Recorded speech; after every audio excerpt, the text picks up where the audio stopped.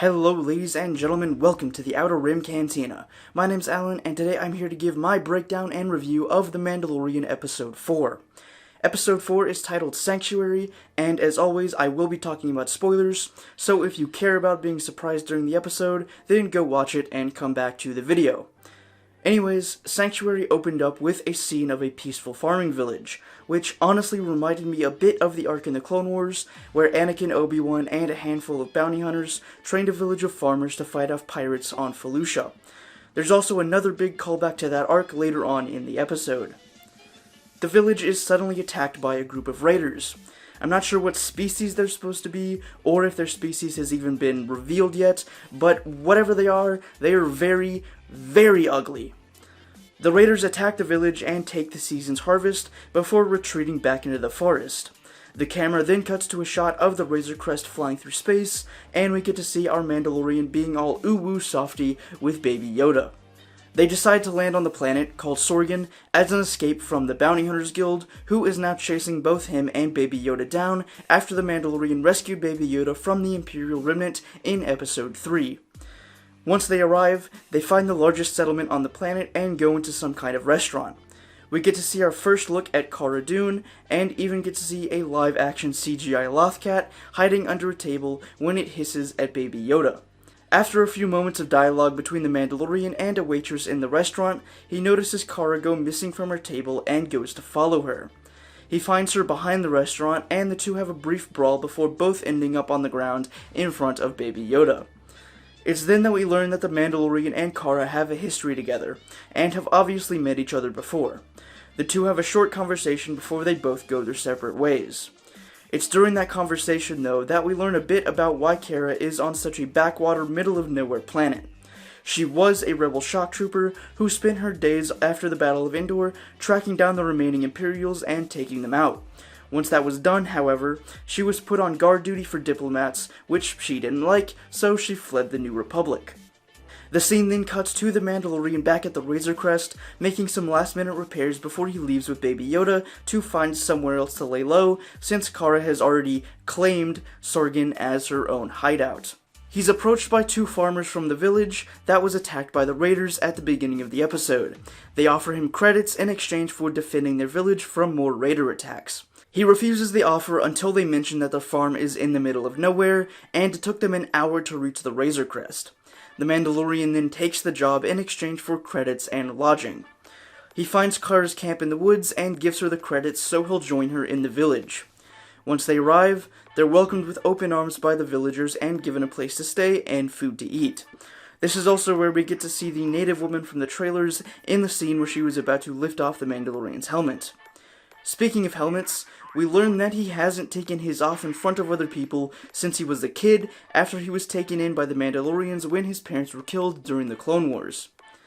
We finally do get to kinda sorta see him take off the helmet though, when he's alone in the barn he's staying in the village. We don't actually get to see his face, which I think is very interesting, but he does take off the helmet and sets it to the side as he watches the children from the village play with Baby Yoda while he eats some food. This finally answers the long-running question that a lot of people have had since the show started about the Mandalorian taking off his helmet to sleep, eat, or brush his teeth, or whatever. I also wonder if we'll ever see him take off the helmet with Baby Yoda around, or if the Mandalorian considers Baby Yoda a person, and therefore can't take off the helmet in front of him. Anyways, we see Cara and the Mandalorian venture into the forest to look for signs of the raiders, and what they find are the massive footprints left behind by an old Imperial AT-ST. It's Cara's idea to train the villagers to fight for themselves, since the two of them wouldn't be able to handle a large group of raiders and an Imperial walker. This is where that second throwback to the Felucia farmers arc in the Clone Wars comes in, with Cara teaching some of the villagers to use makeshift wooden spears in the same fighting style as the Felucian farmers, and the Mandalorian teaches some of them how to shoot. Once the farmers are trained after a few days, they set up a plan of attack to trap the AT-ST in the water ponds surrounding the village. Then Cara and the Mandalorian will take it out while the villagers deal with the raiders. Cara and the Mandalorian venture into the woods to find the raider camp. They infiltrate the camp and blow up one of the largest tents, finally catching the attention of the AT-ST. They run back into the village and begin fighting. The ATST doesn't fall for the trap, however, and stops just short of the pond where it would fall in. It's then that Kara runs forward towards the walker to draw its attention, causing it to take a few more steps forward and fall into the pond, toppling over.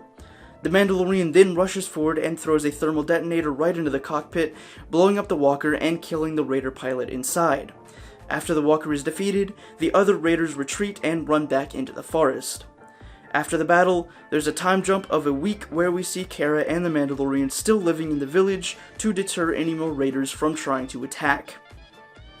The Mandalorian contemplates settling down with the woman from the trailer, who's apparently a widow with a young daughter, and raising both the daughter and Baby Yoda together, but ultimately decides that he can't do that and has to leave. He then decides to leave Baby Yoda in the village, seeing how happy he is playing with all the other kids. Just as he's talking with the woman from the trailer about it, a bounty hunter from the guild shows up and tries to kill Baby Yoda, but is stopped by Kara before he can get a sniper shot off from the forest. The Mandalorian then decides that Baby Yoda can't stay in the village either, because the hunters from the guild know where he is. He packs up his stuff and takes Baby Yoda with him back to the Razor Crest to find another planet to hide out on. That's where the episode ends, and we will be seeing more of Cara Dune in the future, so we know their paths will cross again somewhere in the next few episodes. Now that we're halfway done with the season, I'm still not sure how it will end, and whether we'll get an actual resolution in the next 4 episodes, or if this adventure with Baby Yoda will carry on into Season 2. All in all, I very much enjoyed this episode. Chapter 3 is still my favorite so far, because it's kinda hard to beat the Mandalorians flying on jetpacks and having a shootout scene, but Chapter 4 is definitely my second favorite so far. And I give it an 8 out of 10 for really driving more of the story forward, introducing us to Cara Dune, giving us a bit of background on what the New Republic has been up to since the Battle of Endor, and giving us plenty of adorable Baby Yoda moments. As always, I'd love to know what you think of the episode down in the comments. That's all the time I've got for today. I hope you enjoyed this, and if you did, I'd really appreciate it if you could leave a like on the video, as those really do help a small channel like this, and consider subscribing if you want more Outer Rim Cantina content in your subscription feeds every week. And speaking of more content, I have a new episode of my Jedi Fallen Order playthrough going up in a few hours after this video, so keep an eye out for that. That's all the time I've got today. I hope to see you back here in the cantina later today and Tuesday for more Star Wars videos. Until then, may the Force be with you.